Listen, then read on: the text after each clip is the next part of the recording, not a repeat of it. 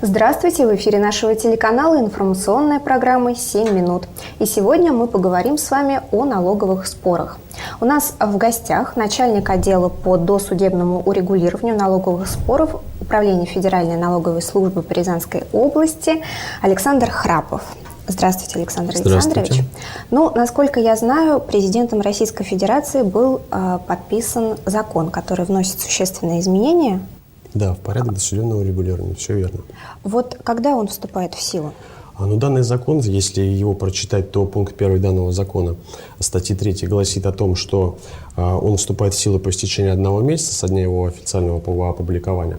Но поскольку он был опубликован 3 июля на официальном интернет-портале правовой информации www.pravo.ru, который, кстати, с 2011 года получил статус источника официального опубликования правовых актов всех. И также данный закон был опубликован 5 августа 2013 года в российской газете за номером 145, то по логике вещей он должен вступать и вступил уже, по идее, 3 августа 2013 года. Но, несмотря на это, в данном законе существуют переходные положения, регламентирующие то, что если жалоба налогоплательщикам подана до вступления в силу этого закона, то, соответственно, порядок регламентирован налоговым кодексом до вступления изменений в силу. Ну, теперь, наверное, о сути закона. На что он в первую очередь направлен? Данный закон в первую очередь направлен на совершенствование установленного законодательством Российской Федерации о налогах и сборах порядка досудебного рассмотрения споров между налоговыми органами и налогоплательщиками в целях создания для последних благоприятных условий для урегулирования споров без дальнейшего обращения в суд. Также в целях снижения судебной нагрузки и обеспечения вообще последовательности досудебной и судебной стадии разрешения данных категорий споров. Ну, это какие основные нововведения в этом законе предусмотрены? В первую очередь вводится обязательная досудебная процедура обжалования всех без исключения ненормативных актов налоговых органов, а также действий и бездействий их должностных лиц. Но, на мой взгляд, обязательность прохождения стадии досудебного урегулирования в первую очередь будет стимулировать наших налогоплательщиков к разрешению именно внутри системы налоговых органов данных споров в сфере налогообложения. Также как-то существенно позволит уменьшить количество рассматриваемых споров в судах и расширит возможность налогоплательщиков для реализации ими своих прав и законных интересов. Также преимущества предлагаемой процедуры, они в принципе очевидны. Так, например, способ рассмотрения соответствующих споров будет сокращен по некоторым категориям этих споров до 15 дней, в то время как мы знаем, в судах эти споры рассматриваются от 3 месяцев до года. Также налогоплательщики будут меньше тратить своих денежек на разрешение таких споров, в частности, будут отсутствовать судебные расходы в плане уплаты какой-то государственной пошлины и издержки, связанные с оплатой услуг своих представителей. Кроме того, данным законом упрощен порядок оформления и подачи жалобы, менее формализован, скажем так. Необходимо отметить также, что данные изменения касаемо обязательного порядка обжалования до суда, он вступает в силу с 1 января 2014 года. То есть, начиная с этого момента, все акты налоговых органов ненормативного характера, а также действия и бездействия их должностных лиц смогут быть обжалованы в судебном порядке, только пройдя стадию досудебного урегулирования на нашем региональном уровне, вышестоящем налоговом органе, то есть управления. Во-вторых, наряду с обязательной досудебной процедурой всех актов увеличивается до 1 месяца срок подачи налогоплательщиками апелляционных жалоб на не вступившие в законную силу решения налоговых органов о привлечении к ответственности и об отказе в привлечении к ответственности.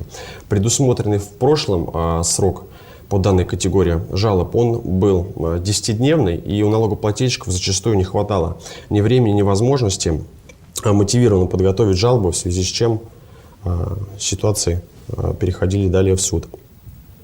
Указанные изменения по поводу увеличения срока на апелляционный порядок обжалования, они вступают в силу, как я уже сказал, выше с 3 августа текущего года. Какие сроки подачи жалоб определены законом? С момента вступления в силу нашего 153-го закона Сроки на подачу жалоб определены в зависимости от категории оспариваемых актов, а также действий, бездействий их должностных лиц. Так, например, как я уже сказал, до 1 месяца продлен срок на предоставление жалоб налогоплательщиками на не вступившие в законную силу решения налоговых органов. До 1 года продлен срок подачи налогоплательщиками жалоб на вступившие в законную силу решения, а также для обжалования действий и бездействий должностных лиц налоговых органов. Ну и в Федеральную налоговую службу налогоплательщики вправе обратиться в течение 3 месяцев с момента вынесения вышестоящим налоговым органом на региональном уровне решения по жалобе налогоплательщика. А какие требования предъявляются к форме и содержанию жалоб? Но сейчас очень хорошо законодатель регламентировал данную процедуру, и, в принципе, все это отражено в статье 139.2 Налогового кодекса. Там все прописано и установлены основные требования к форме и содержанию жалоб. Так, в принципе, нам закон гласит, что жалоба подается в письменной форме, подписывается непосредственно заявителем либо его представителем.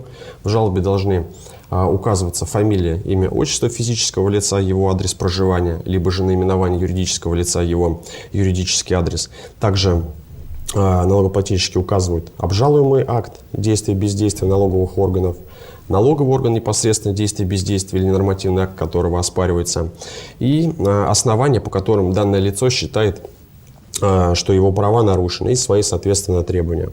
В жалобе также могут быть указаны телефон, адреса электронной почты и любая другая информация, которая способствует нормальному разрешению спора. В случае же подачи жалобы уполномоченным представителем налогоплательщика не стоит забывать прикладывать к жалобе документы, подтверждающие полномочия данного лица. Хорошо вы еще сказали, в 139.3 статьи законодатель нам регламентировал процедуру или же основания, по которым вышестоящий налоговый орган может оставить жалобу без рассмотрения. Так, например, к таким основаниям законодатель нас отнес, опять же, если жалоба у нас не подписана налогоплательщиком, либо не подписана представителем налогоплательщика, или же представитель не подложил к жалобе документы, уполномачивающего нам интересы представлять. Также, если жалоба подана по истечении тех сроков, которые я уже называл, и к жалобе налогоплательщик не подложил ходатайство о восстановлении данных сроков, либо жалоба была отозвана самим налогоплательщиком, или же подана жалоба по тем же основаниям. Такие жалобы управление, к сожалению, не рассматривает. Александр Александрович, ну вот, может быть, с этого стоило бы начать, но все-таки вот такой вопрос. Налоговые споры. Угу. Что это вообще такое, кто с кем спорит и чаще всего, что является предметом спора? Может быть, наши телезрители не все понимают, в каких случаях можно поспорить с налогом? В каких случаях можно поспорить? Ну, основными фигурантами споров это являются индивидуальные предприниматели и организации. То есть они оспаривают действия, бездействия налоговых органов, либо же акты налогового контроля, которые составлены по результатам камеральных выездных налоговых проверок, ну, камеральных либо выездных налоговых проверок, скажем так. Физические лица могут обращаться в управление, если их права нарушены какими-то действиями в плане направления им уведомлений там, по транспортному, земельному налогу, ну, всякие другие причины, по которым им не нравятся, грубо говоря, действия и поступки со стороны налоговых органов нашего Рязанского региона. И насколько часто вообще к вам обращаются с жалобами на вас же? Ну, статистика жалоб, в принципе, если брать по статистику первого квартала 2013 года, то от налогоплательщиков поступило уже на сегодняшний день порядка 250 жалоб.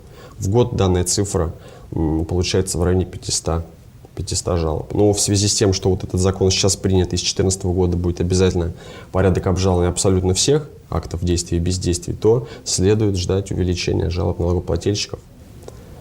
Ну что ж, Александр Александрович, спасибо большое, что нашли время прийти к нам. Я надеюсь, что зрители вынесли какую-то полезную информацию для себя из нашей беседы. Ну, вам удачи. Спасибо вам, всего доброго. Ну что ж, на этом наша программа подходит к концу. Я желаю вам всего самого доброго. Увидимся в следующих выпусках.